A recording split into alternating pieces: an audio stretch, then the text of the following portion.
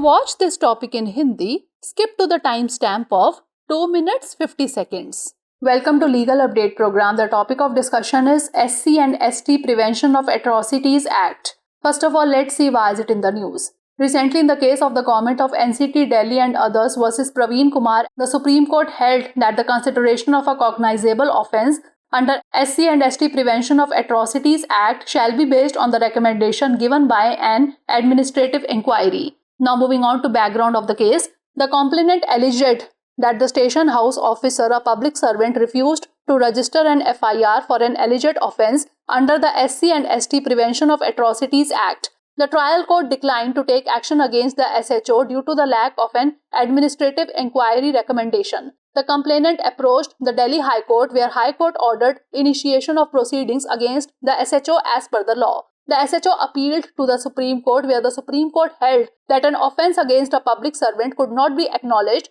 without an administrative inquiry recommendation. Now moving on to court observation, the bench comprising Justice M.M. Sundaresh and S.V.N. Bhatti stated that an administrative inquiry aims to investigate the conduct of a public servant accused of neglecting their duties or responsibilities to determine whether the omission or commission was genuine or intentional.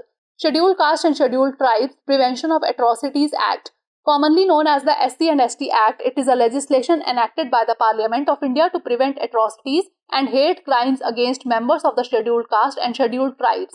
It was passed in 1989 and came into force in 1990. It covers a wide range of offences including forced labour, denial of access to public places, wrongful occupation of land and various forms of physical and mental abuse. Amendments have been made to strengthen its provisions and address emerging issues related to caste-based discrimination. Case law. Dashrath Sahu versus State of Chhattisgarh 2024. The Supreme Court noted that a conviction for the offence under Section 3, Clause 1, Subclause 11 of the Scheduled Caste and Scheduled Tribes Prevention of Atrocities Act 1989 cannot be upheld if the act was not committed because of caste.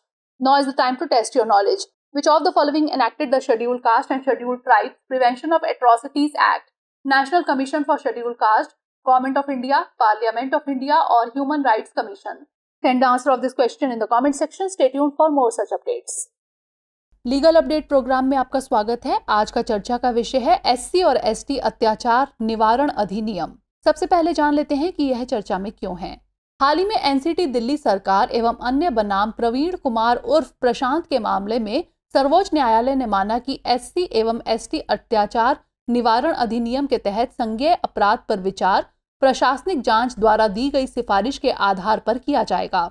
मामले की पृष्ठभूमि की बात करें तो शिकायतकर्ता ने आरोप लगाया कि स्टेशन हाउस ऑफिसर यानी एसएचओ जो एक लोक सेवक है ने एससी और एसटी अत्याचार निवारण अधिनियम के तहत कथित अपराध के लिए एफआईआर दर्ज करने से इनकार कर दिया। प्रशासनिक जांच की संस्तुति न होने के कारण ट्रायल कोर्ट ने एसएचओ के खिलाफ कार्रवाई करने से इनकार कर दिया। शिकायतकर्ता ने दिल्ली उच्च न्यायालय का दरवाजा खटखटाया, जहां उच्च न्यायालय ने कानून के अनुसार एसएचओ के खिलाफ कार्यवाही शुरू करने का आदेश दिया। एसएचओ ने सर्वोच्च न्यायालय में अपील की, जहां सर्वोच्च न्यायालय ने माना कि प्रशासनिक जांच की संस्तुति के बिना लोक सेवक के खिलाफ अपराध को स्वीकार नहीं किया जा सकता। न्यायालय का अवलोकन। न्यायमूर्ति एम.एम. सुंदरेश और न्यायमूर्ति एस.वी.एन. भट्टी की पीठ ने कहा कि प्रशासनिक जांच का उद्देश्य अपने कर्तव्यों या जिम्मेदारियों की उपेक्षा करने के आरोपी लोक सेवक के आचरण की जांच करना है, ताकि यह निर्धारित किया जा सके कि यह चूक वास्तविक थी या जानबूझकर की गई थी। अनुसूचित जाति एवं अनुसूचित जनजाति अत्याचार निवारण अधिनियम। आमतौर पर एससी और एसटी अधिनियम के रूप में जाना जाने वाला यह कानून भारत की संसद द्वारा अनुसूचित जातियों और अनुसूचित जनजातियों के सदस्यों के खिलाफ अत्याचार और घृणा अपराधों को रोकने के लिए बनाया गया है। यह 1989 में पारित किया गया था और 1990 में लागू हुआ। इसमें कई तरह के अपराध शामिल हैं, जिनमें जबरन मजदूरी, सार्वजनिक स्थानों पर जाने से मना करना, भूमि पर गलत तरीके से कब्जा करना और शारीरिक और मानसिक शोषण के विभिन्न रूप शामिल हैं। इसके प्रावधानों को मजबूत करने और जाति आधारित भेदभाव से संबंधित उभरते मुद्दों को संबोधित करने के लिए संशोधन किए गए हैं। अंत में बात कर लेते हैं निर्णय विधि की। दशरथ साहू बनाम छत्तीसगढ़ राज्य 2024। सुप्रीम कोर्ट ने कहा कि अनुसूचित जाति और अनुसूचित जनजाति अत्याचार निवारण अधिनियम 1989 की धारा 3 उपधारा 1(11) के तहत अपराध के लिए दोष सिद्धि को बरकरार नहीं रखा जा सकता है यदि अपराध जाति के कारण नहीं किया गया हो। आइए नोट कर लेते हैं अभ्यास प्रश्न।